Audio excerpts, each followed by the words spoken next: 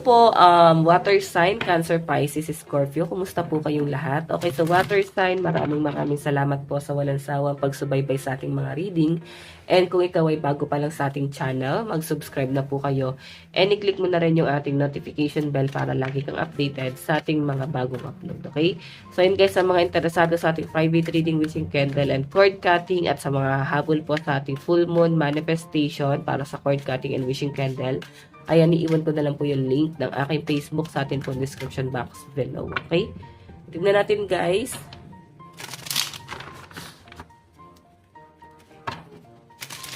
Water sign, gabay, kapalaran, spirit guide.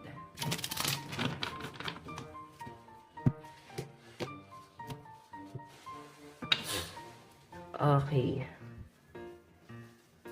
So guys, meron tayong Three of Pentacles, collaboration, teamwork, skill, creating, building, and plans. May nakikita ko dito guys pagkakaisa. So mararamdaman mo na guys yung parang may makakatuwang ka na, may tutulong na sa inyo, sa financial, sa gawaing bahay, pwede sa trabaho. So may nakikita ko dyan guys parang may mag-o-offer ng tulong, no? Pwede sa financial, o pwede meron din guys mag-guide sa inyo, like meron magbibigay sa iyo ng, alam mo yon, magandang opinion, no? So, parang tutulungan ka water sign itong taong to sa abot ng makakaya niya. Nakikita ko na parang basta matulungan ka lang niya. Okay? Ayan, collaboration. So, I think, yung paghingi, alam mo yun, yung pagbibigay naman niya guys ng tulong sa inyo, hindi ko siya nakikita libre. Okay? Collaboration eh. Teamwork, skill, creating, building, and plan. So, ibig sabihin, meron din siya guys inaantay na balik. Ano ba yung mapapala niya sa'yo? 'Di ba? So kung sa ano naman guys, sa pamilya naman to, so wala naman ako nakita parang meron silang hihingi na kapalit sa inyo. Pero feeling ko sa ibang tao to, kung sa trabaho to, no? Kung ito naman guys is sa pag-i-invest, so I think meron silang inaantay na kapalit. Ano yung may offer mo para sa kanila? Katulad ng ino-offer nila sa inyo. Ayan. Okay, sige. Tignan pa natin. Meron tayong the Sun, happiness, success, reward, prosperity, and victory. So, water sign ang nakikita ko dyan. Maganda naman, kagaya na sinabi dito. Happiness, success, reward, prosperity, and victory. So, kahit hindi mo na kailangan ng katuwang kaya mo na yun sa sarili mo. May mga water sign lang dito guys, sa parang napanghihinaan ng kalooban, parang wala kayong lakas ng loob, parang kailangan nyo pa sila, kailangan nyo pa sandalan tong taong to, para makamit mo yung mga pangarap mo, unti-unti. Okay, sige, tignan pa natin, water sign. Meron tayong the Hangman, sacrifice, faith, waiting, martyr, illusion, and surrender. Oh, wait lang guys, pasensya na sa ingay, no? Ayan, so water sign, ang nakikita ko kasi rito, yung iba sa inyo nagtitiis kayo, na nahihirapan. Ganun kasi yung energy na nasasagap ko talaga. More on sacrifice talaga siya, guys. And siguro iba sa inyo may paniniwala ka na parang may kahantungan ka dito sa bagay na to, kaya parang magtitiis ka dyan eh. Mataas yung parang panalhangin or mataas yung paniniwala mo na may mapapala ka dito sa pinupurso mo na to.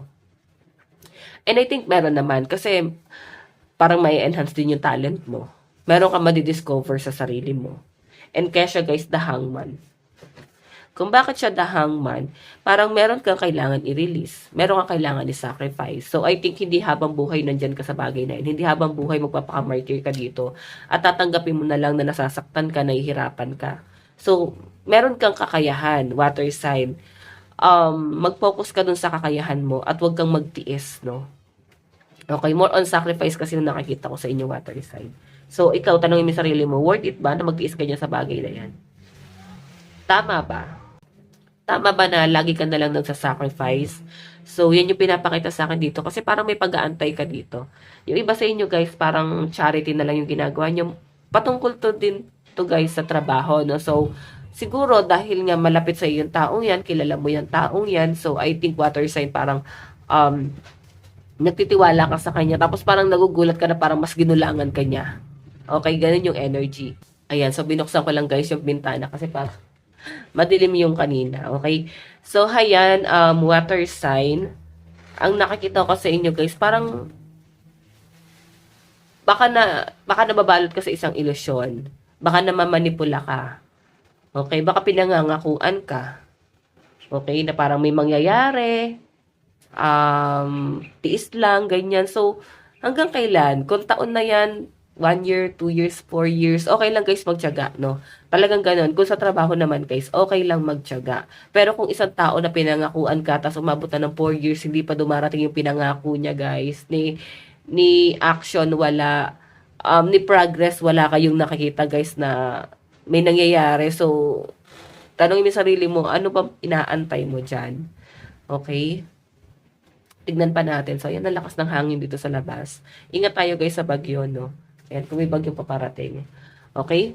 Okay. So, water sign, may nakikita ko dito, 5 of Pentacles. Loss, hard times, concern, desperation, and poverty. So, kahirapan to sa pera. Siguro yung iba sa inyo naiisip ng mga water sign na parang, kesa walang gawin, ano naman ang gagawin ko kung wala akong gagawin? Parang ganon. May mga magtatanong siguro dyan.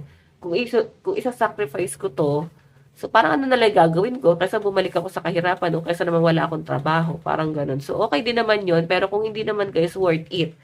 Okay? So, kaya nga marami nagbi-business, di ba? Kasi, pwedeng napagod na sa trabaho. Mas naramdaman nila na parang mas inaalipin sila, no? Tapos yung sahod na sa 100 pesos a day. Yung iba, marami talagang sinasacrifice, like naglalako talaga sa daan, bit-bit yung mabigat na, minakita pa ako parang mga tataho, may daldalang mga walis, kung ano ba yung mga abaka na binibenta. So, ang hirap guys, no?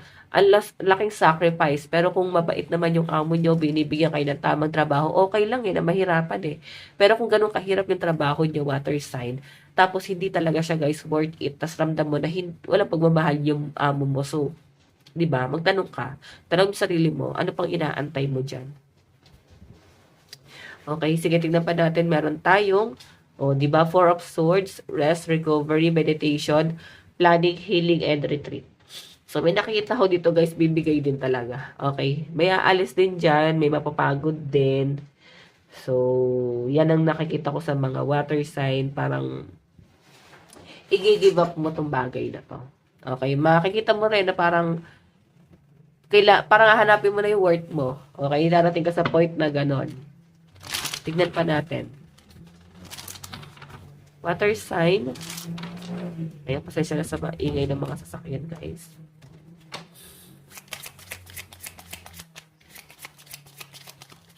Meron tayong change.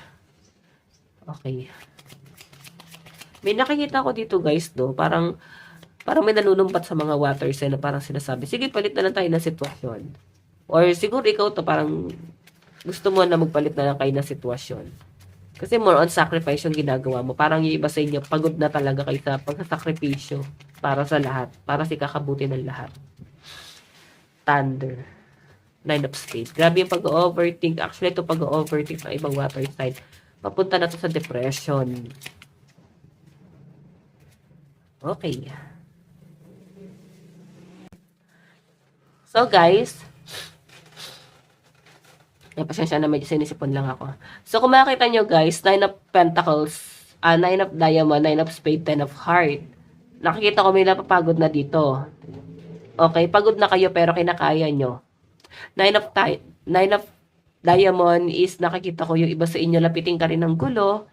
And I think parang minsan nag-overthink yung iba sa inyo water sign, but parang madalas mga kaibigan nyo nakakaaway nyo, wala kayo nakakasundo, or baka kaaway nyo mga kaibigan nyo ngayon.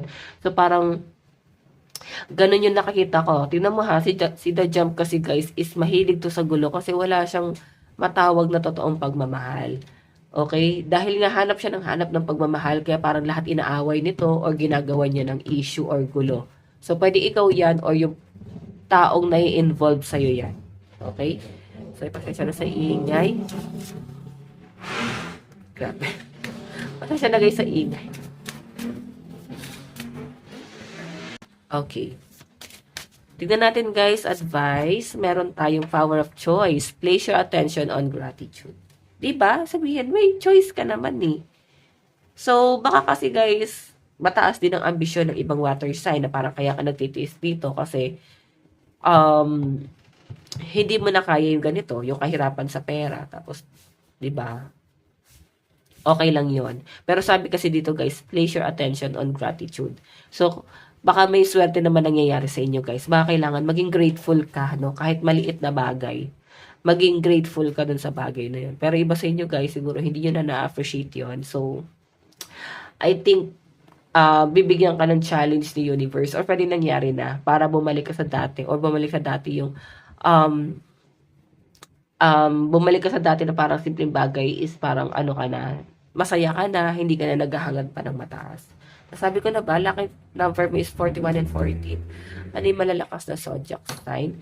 Meron tayong, ayan, Libra, Aquarius, Pisces, Capricorn, Gemini, and Taurus. Okay, ito yung mga posibleng kadil nyo. Okay, so water sign, ito lang po inyong reading. Maraming salamat po.